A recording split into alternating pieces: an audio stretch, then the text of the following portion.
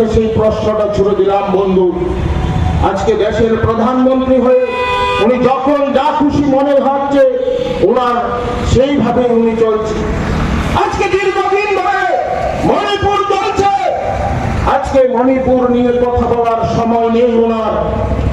আজকে উনি চারিদিকে যখন একটা বিভিন্ন ভাবে বিশৃঙ্খলা সৃষ্টি হচ্ছে, চারিদিকে যখন মানুষ বিভীষিকাময় পরিস্থিতির দিকে, দেশের প্রধানমন্ত্রী তখন বিদেশ ভ্রমণের মত্ত থাকেন।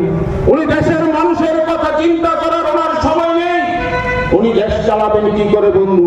উনি দেশের প্রধানমন্ত্রী হয়ে যদি দেশের মানুষের কথা উনি চিন্তা না করেন তাহলে দেশ কিভাবে এগোবে বন্ধু?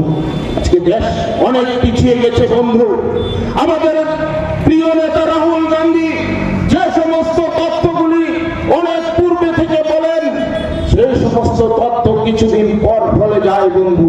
কিছুদিন পর মানুষের জনসম্মুখে আসে রাহুল গান্ধী যা বলে তাই হচ্ছে দেশের মধ্যে।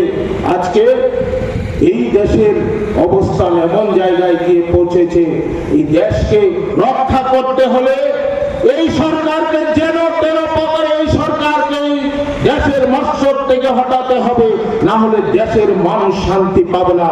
দেশকে বাঁচাতে হলে এই সরকারকে ক্ষমতাচ্যুত করতে হবে বন্ধু।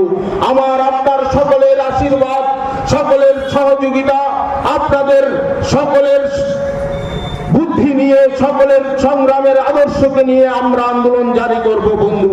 আমাদেরকে সাহায্য সহযোগিতা, আমাদেরকে আশীর্বাদ করার জন্য আপনাদের কাছে করজোড়ে আবেদন করে বলতে চাই বন্ধু।